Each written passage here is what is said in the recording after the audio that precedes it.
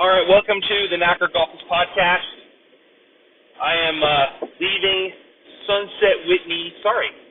Welcome to the Knacker Golfers Podcast. I am leaving Thunder Valley National at Windy Oaks. Windy Oaks, yeah, that's what it's called. No, Whitney Oaks. It's my satirical name for it. It's the only golf course in Rockland. It used to be that there were two golf courses in Rockland. The other one being called Sunset Whitney Golf Course, or it actually used to be a country club, Sunset Whitney Country Club, and it hosted a PGA Tour tournament very, very long time ago. Might have been back in the early '60s, and I remember playing it, and it was really, really good. It had really great undulation, and it was a really good test of a golf course. And it's gone now. It's basically a huge scrap heap of wasteland right now. And I don't know if the people that live around the course, if they're allowed to walk around it using the cart paths that are already there. So I miss it, and it was a really good course, and it was a really good place to go to with using the GolfNow app. I used to go there a lot with golfnow.com. and get a discount rate, like on a Saturday afternoon, whatever it was. But anyway, I came out to Sunset Whitney. Darn it. I came out to Thunder Valley National at Whitney Oaks, and I was using the putting green. And I'd like to thank the chap that that let me know that the green was fine. It might be that next week it might be airified, and so this might have been my last opportunity to use the facilities there to practice. And I came to the green. I brought my Founders Club putter and my Ping B61 and also my Face-It putter. And it was really great because it was only low 80s, and you had happy kids running around the chipping green, and they were just having a grand old time. And it was a good time. And then the folks that were out there playing, they were hooting and hollering. They were playing a tournament, looks like, and they both wore the same attire, Hawaiian shirt with pink shorts and whatnot. It was kind of fun. I kind of wish I could have participated, but anyway, it sounded like a good time. So came out to the putting green, did some practicing, and I was just tinkering around with something. I was doing this one arm sort of, I don't know if you want to call it Mike Holbert 2.0. And Mike Holbert, if you don't know, he was known on the PGA Tour for using one arm to putt with, and he putted with a bullseye putter. And I don't know if he may have won a couple tournaments, him and like Richard Zolkow or something like that. Those guys were regulars on the tour back in the late 80s, early 90s, if not, mid 90s, and I don't know if he played the senior tour or not. But Mike Holbert was a guy who wore glasses, kind of like Hale Irwin. He played Titleist, and he was maybe like a mid-packer, kind of a guy that was sometimes on the leaderboard on CBS.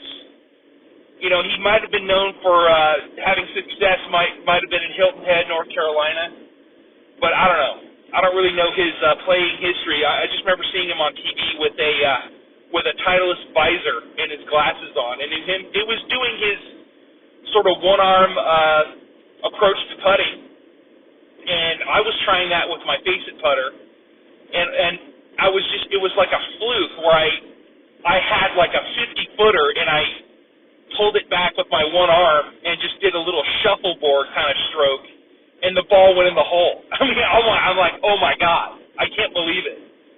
So then I was tinkering around with it again, and around the cup, maybe like 5 feet in, it may have been, it was dark, and it wasn't really, my eyes weren't seeing the turf, as it would have been if it was a little bit brighter. But I was making some putts with that. There was no yips in that.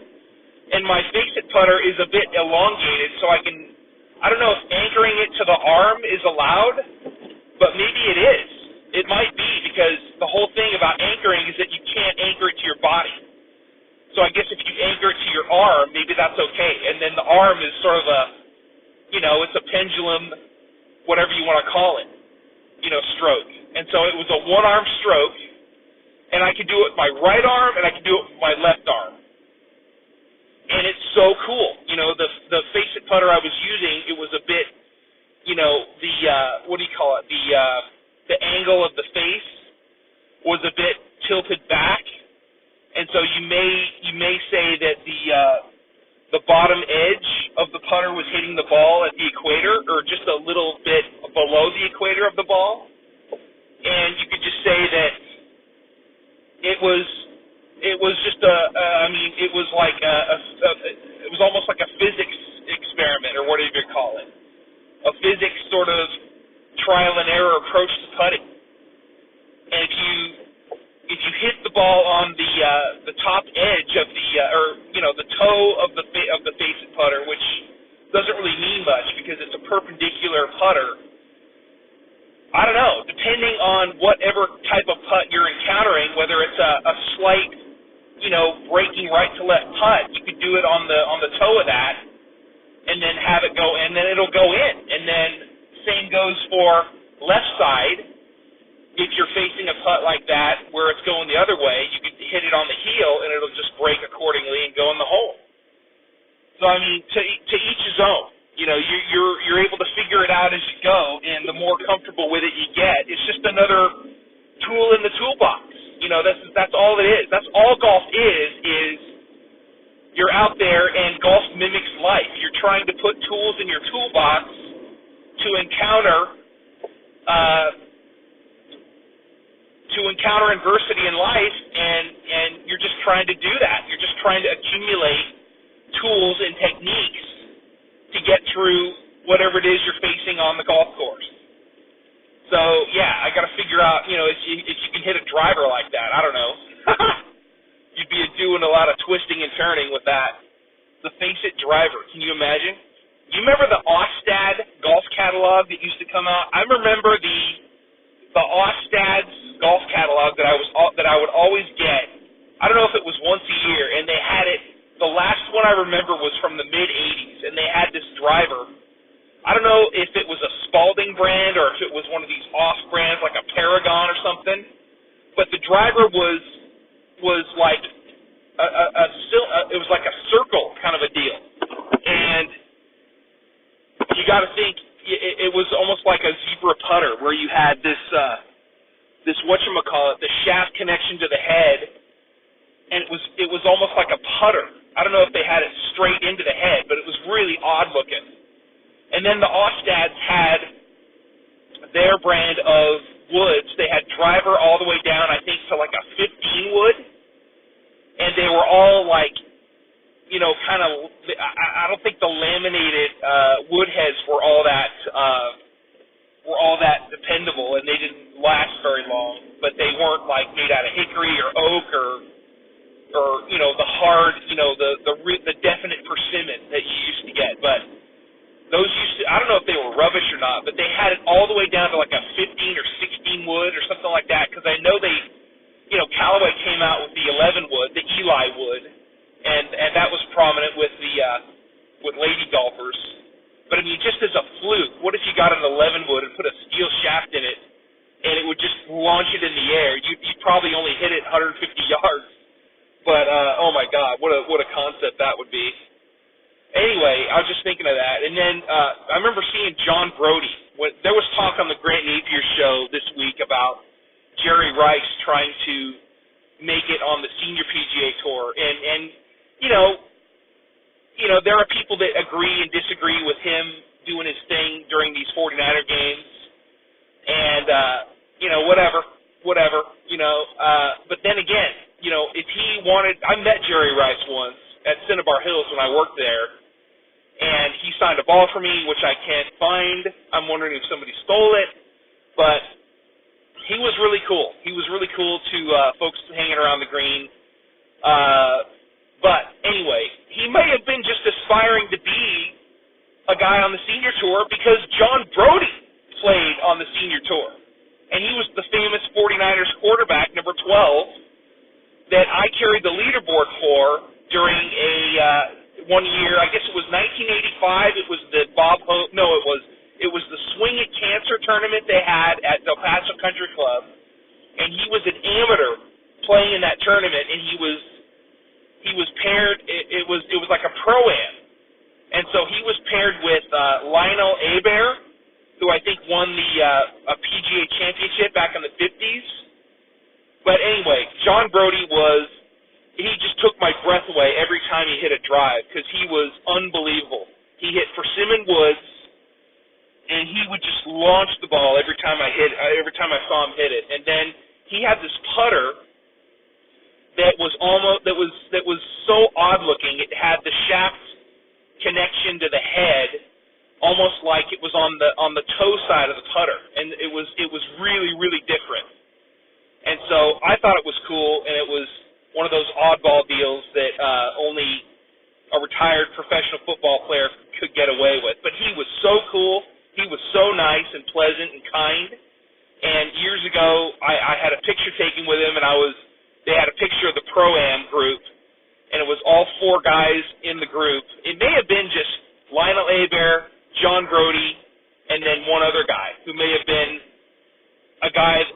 I don't know. He was cool. I don't know who his name was, but he had a cool look, and they treated me well. I was 12 years old when that happened, and they had the tournament, they had the picture, and I got a picture. I got a picture of me with my blonde hair and no hat on, and I was just poking my head over the shoulders of the guys in the group, and it was so great. So that was, and then I saw John Brody later at the Rancho Murrieta Raleigh Senior Gold Rush many years ago, and that was back in like 1990, 1991, or 92. That might have been when I was doing that. But he had made the senior tour, and he was playing top flight everything. He was playing top flight, cavity back irons, and then the woods, and he was playing the top flight golf ball. But John Brody was the guy. He might have been the only NFL player to ever make the senior tour back in the day. The only other former athlete, and I don't know if what's his name, John Smoltz, has made it or not, but he's the only guy. He's the only player that played another professional sport to play the senior tour. And I could be totally wrong on that. There may have been somebody else that I can't think of right now, but John Brody, you gotta give Jerry Rice some props for wanting to aspire to do that. So I think that's a cool aspiration to do that. And so I don't know. It's something that some people might have a problem with, but I don't know. Jerry Rice can do what he wants. I don't care. I'll never afford to be able to go to a 49er game. And if I ever see Jerry Rice in person again, I hope he signs the ball for me. So anyway. All right, folks. So thanks so much for listening. I'm just like full of golf this weekend. I've been podcasting. I've been doing videos. I made videos last night at the driving range at Sacramento National, and then I made a series of videos here at Thunder Valley National in Rockland at Sunset at Whitney Oaks. And I'm a little sad that Sunset Whitney's no longer here, because it could be a really good golf course if it's like ever in the plans to come back. So anyway, So anyway, thanks so much for listening. Oh, I got to check out Morgan Creek one of these days when it's cooler. Morgan Creek is a good place too. That's a country club that was converted into a public course, so that'll be a nice place if I ever go there again. All right, so thank you so much. This is the Knackered Golfers Podcast on the Observant Ear Radio Network.